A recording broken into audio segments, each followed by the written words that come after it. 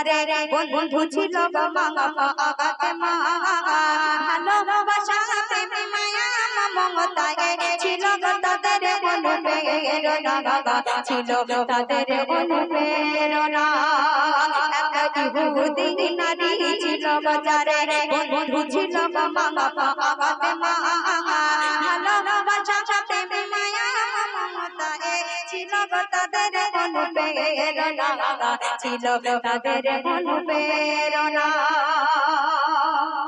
এক তারিখে যখন মেয়েটার বিয়ে দিন ঠিক হয়ে গেল, সে তার বাবার কাছে বলছে, আব্বুজি যদি তুমি ওই ফাতেমার না দাওয়াত করো তাহলে আমি বিয়েতে বসবো না। তাই কি বলছে শুনবেন। এক তারিখে ইহুদি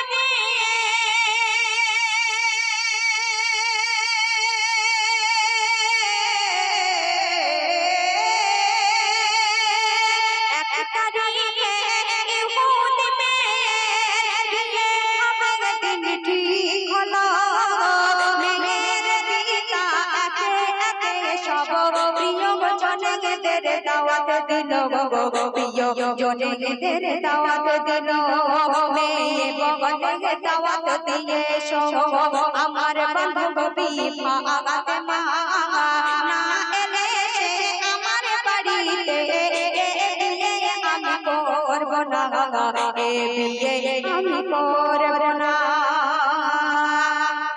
সেই তার পিতাকে বলছে, যদি না তুমি আমার বান্ধবী ফাতেমাকে দাওয়াত করো তাহলে আমি এই বিয়েতে বসবো না। তখন ইহুদি বলছে, আমরা অনেক ধনী লোক, আমাদের বাড়ি রাজা বাদশা অনেক বড় লোকেরা আসবে, অনেক সম্মানীয় লোকেরা আসবে, আর ওই গরিব ফাতেমা একটা ছেঁড়া জামা পরে আমাদের বাড়িতে আসলে আমাদের সম্মান থাকবে? তো তারপরে কি ঘটছে শুনবেন। আসবে বড় বড় রাজা বাদশা,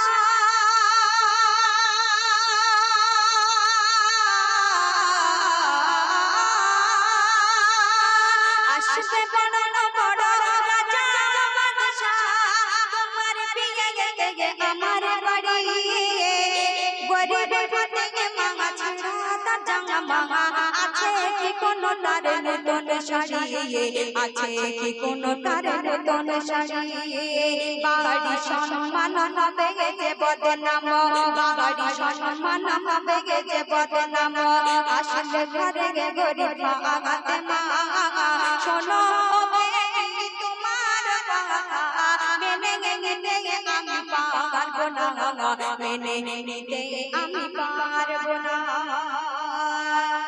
বলছে যে দেখো আমাদের বাড়ি অনেক বড় বড় রাজা বাদশারা আসবে, আর ওই গরিব ফাতেমাকে দাওয়াত করলে আমাদের কোনো মান সম্মান থাকবে না, আমি গরিব ফাতেমাকে দাওয়াত করতে পারবো না। ওই ইহুদির মেয়ে একটাই জেদ ধরে আছে, যদি না গরিব ফাতেমাকে তুমি আমার বিয়েতে দাওয়াত করে বিয়েতে আমি বসবো না। ইহুদি ভাবছে যে সমস্ত লোক কুটুমের বলা হয়ে গেছে, আর যদি না আমার মেয়ে বিয়ে করতে চায় তাহলে কেমন আমার মান সম্মান কি থাকবে। ওই ইহুদি একটা পন্থী হাঁটলো যে গরিব ফাতেমার যদি বলি একটা দামি পোশাক পরে আসতে, তাহলে ওর বাপও গরিব, তাহলে একটাও নতুন পোশাক কিনে দিতে পারবে না। বলছে মা একটা শর্ত আছে। বলছে কি পিতা, কি শর্ত আছে? বলছে ওই গরিব ফাতেমা যদি তোমার বিয়েতে আসে তাহলে একটা নতুন পোশাক পরে আসতে হবে, তাহলে তাকে দাওয়াত করে এসো। তারপরে কি ঘটছে শুনবেন। অনেকে বলার পরে পিতাকে রাজি,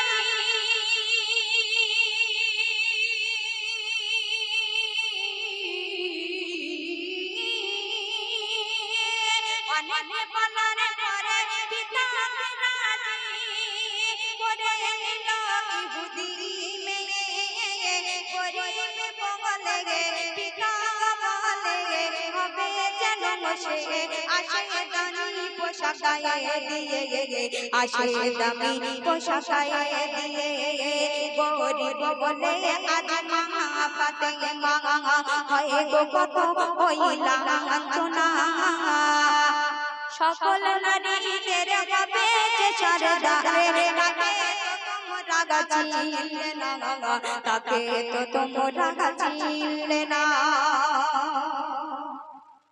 যে ইহুদি মেয়েটা বলছে যে মা ফাতেমা সকল নারীদের সর্দার হবে, মা ফাতেমা জান্নাতে গেলে তবে সব নারীদের জান্নাতে যেতে পারবে, সেই মা ফাতেমাকে কেউ চিনলো না। আজকে সেই মা ফাতেমাকে কত অপমান করছে গরিব বলে। মা ফাতেমার কাছে সেই ইহুদি নারী বলছে, ওগো বুবু জান, আমার বিয়েতে যেতে গেলে তোমার একটা দামি পোশাক পরে যেতে হবে, আমার বাবার শর্ত আছে, আর তুমি না গেলে আমি ওই বিয়েতে বসবো না। তখন মা ফাতেমা দুটি হাত তুলে আল্লাহর কাছে ফারিয়াদ করছে। ওই ইহুদি মেয়ে বলছে, তুমি তো সব থেকে বেশি ভালোবাসো, প্রেম করো আল্লাহর সঙ্গে, আল্লাহর কাছে চাইলে আল্লাহ তোমার কিছু ফেরাবে না, তুমি এটাই বলো সব সময়, তুমি আল্লাহর কাছে চেয়ে দেখো একটা নতুন ড্রেস। তখন মা ফাতেমা দু হাত তুলে আল্লাহ পাকের কাছে ফারিয়াদ করলো, আল্লাহ গো আমার একটা নতুন পোশাক চাই। তখন এই কথা বলার শেষ করতে করতে মা ফাতেমা বাড়িতে চলে গেল, ইহুদি নারী বাড়ি চলে গেল। আল্লাহ রসুল দোজাহানের বাদশা একটা নতুন পোশাক এনে মা ফাতেমাকে কি বলছে সেই উদ্দেশ্য করে শায়র লিখছে, শুনুন। খোদার মহিমা কেউ তো বোঝে না,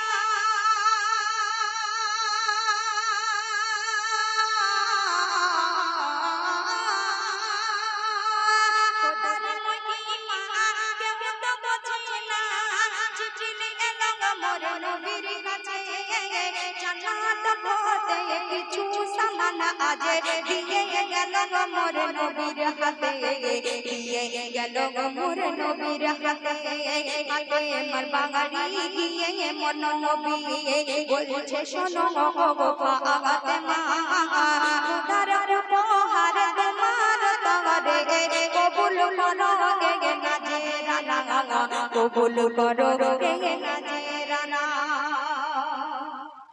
আল্লাহ রসুল সেই নতুন পোশাকটা এনে মা ফাতেমার হাতে দিল, এবং মা ফাতেমা সেই নতুন ড্রেসটা পরে যখন ইহুদিদের বাড়ি গেল, সেখানে কি ঘটছে সেই উদ্দেশ্য করে শায়র লিখছে, শুনুন। যখন ফাতেমা আসলো সে বাড়ি,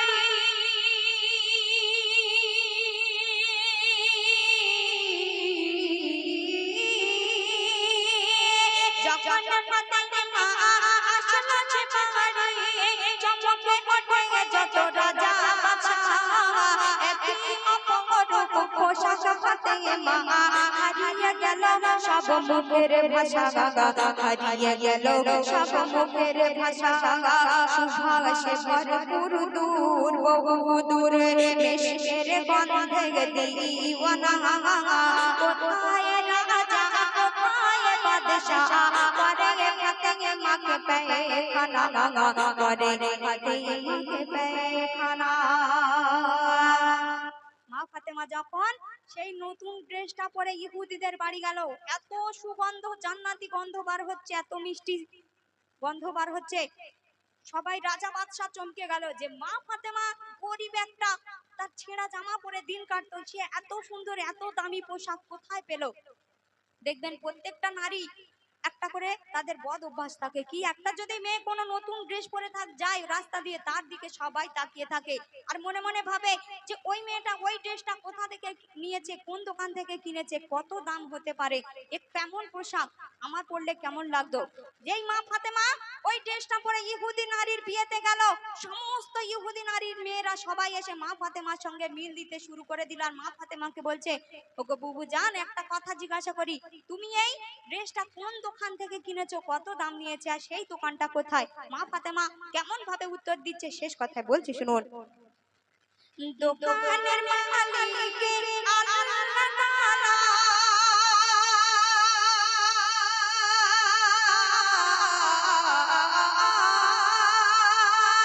দোকানের মালিক আল্লাহ তাআলা, বোঝাই দাঁড়ায় দাঁড়ে জিবরিল আমিন, সেই দোকানের সুপথ ইহদিনা সিরাতাল মুস্তাকিম, ইহদিনা সিরাতাল মুস্তাকিম। মা ফাতেমা বলছে, যেই দোকানের মালিক হলো আমার আল্লাহ, আর যে বাড়িতে ডেলিভারি দিয়ে যায় সে হলো আমাদের জিবরিল আমিন, বাড়িতে এসে ডেলিভারি দিয়ে যায়। আর এই দোকানে যেতে গেলে এই দোয়াটা না পড়লে কখনো সেই আল্লাহর সঙ্গে দেখা করতে পারবে না, আর জিবরিল আমিন এসে তোমার বাড়িতে জামা পৌঁছাবে না। সমস্ত ইহুদি নারীরা মা ফাতেমার কাছে সেই কলেমা পড়ে সবাই মুসলমান হয়ে গেল। শেষ কথায় কবি বলছে, শুনুন। দোকানের মালিক আল্লাহ তাআলা,